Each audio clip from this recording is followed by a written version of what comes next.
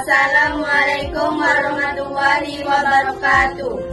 Kami dari kelas 11 keperawatan, saya Syeda Fiani, Saya Kasih Pranadela. saya Masyana Dira Putri, saya Nafisyana Putri. Di sini kami akan membacakan sejarah konstitusi di Indonesia dan hierarki perundang-undangan di Indonesia.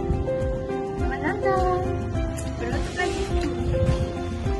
Saya akan membacakan sejarah konstitusi di Indonesia.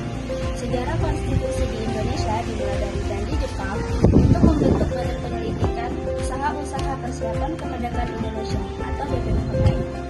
Pada 29 April 1945, BPUPKI bertugas untuk merumuskan dasar negara dan konstitusi Indonesia setelah merdeka.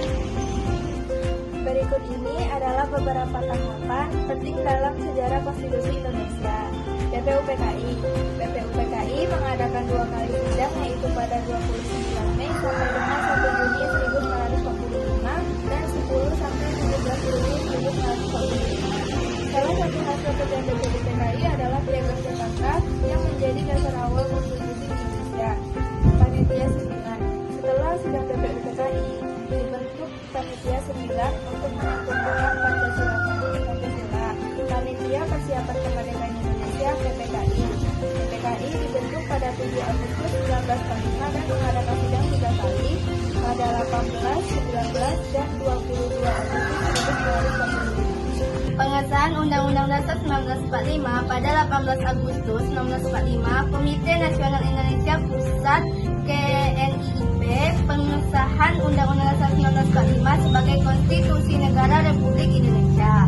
Amandemen Undang-Undang Dasar 1945 diubah secara bertahap sebanyak 4 kali pada tahun 1999, 2000, 2001, dan 2002.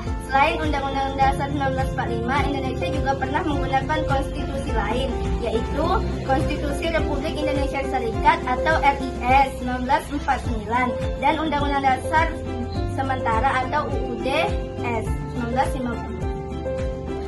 Adapun tata urutan peraturan perundang-undangan di Indonesia adalah yang pertama Undang-Undang Dasar 1945 dan yang kedua ada ketetapan Majelis Permusyawaratan Rakyat yaitu disebut dengan MPR. Yang ketiga ada undang-undang, yang keempat peraturan pemerintah pengganti undang-undang, yang kelima ada peraturan pemerintah, yang keenam ada keputusan presiden, yang ketujuh ada peraturan daerah.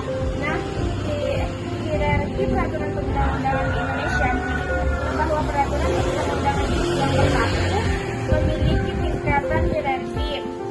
Aturan-aturan yang lebih rendah tidak bertentangan dengan aturan yang lebih tinggi. Sekian dari kami akhiri. Wassalamualaikum warahmatullahi wabarakatuh.